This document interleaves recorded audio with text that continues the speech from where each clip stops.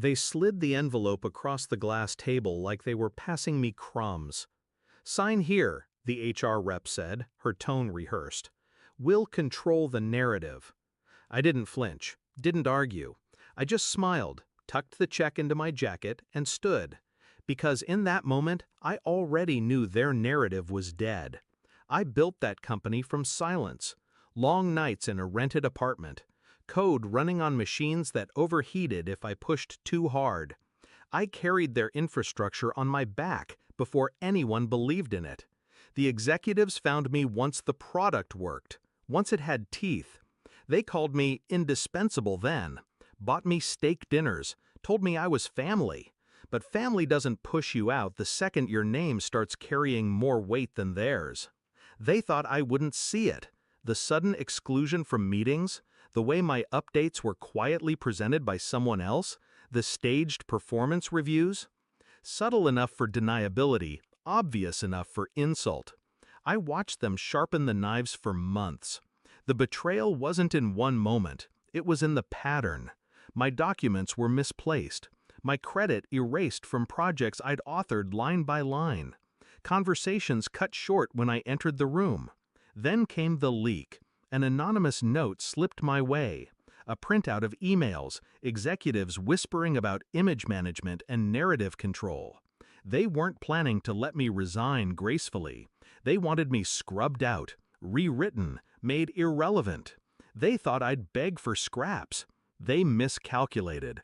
I don't play their game. I design my own. So I stopped fighting their little internal maneuvers. I let them think they'd already won. I archived everything. Every design document, every revision log, every message that proved the systems were my architecture.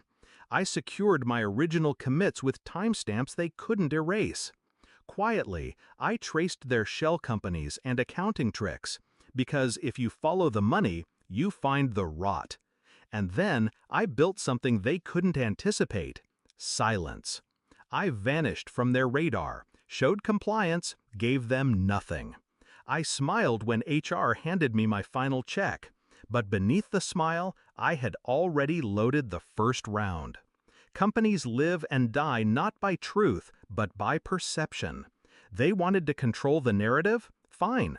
I'd give them one they couldn't spin. I drafted a clean, documented dossier. Technical evidence proving not just my authorship, but their mismanagement. Risk exposures, unpatched vulnerabilities, compliance failures. Everything the investors didn't know, but absolutely should. I timed the release. I knew their quarterly investor call was coming. And I knew one thing about powerful men in tailored suits: they fear silence more than anything. So the night before the call, while they slept secure in their illusions, I delivered packets of truth to every major investor on the roster. No commentary, no accusations, just raw, irrefutable facts, signed with my name. The next morning, I sat in my apartment with a cup of black coffee, the investor call streaming through my speakers. It began with the usual rehearsed optimism: strong quarter, robust growth, exciting opportunities ahead. The CEO's voice oiled with confidence. The VP chimed in, parroting statistics. Then, silence. 2 minutes. Long enough for blood to drain from faces, for nerves to fray. Finally, the chairman broke it. His voice was cold steel. "Can someone please explain," he asked, each word deliberate, "why our lead investors received detailed evidence of intellectual property theft, compliance breaches, and financial manipulation? Documents signed by the very man you forced out yesterday?" I could almost hear the oxygen leave the room. The CEO stammered. The VP choked on his scripted notes. HR wouldn't dare unmute.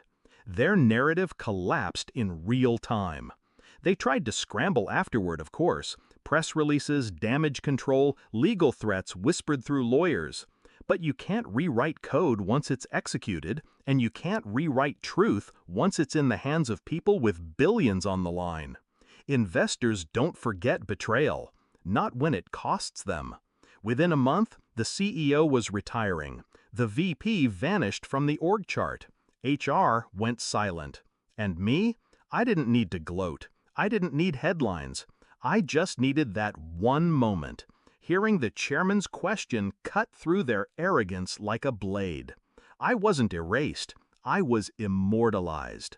They thought they could control the narrative, but I built the system, and the system remembers its architect.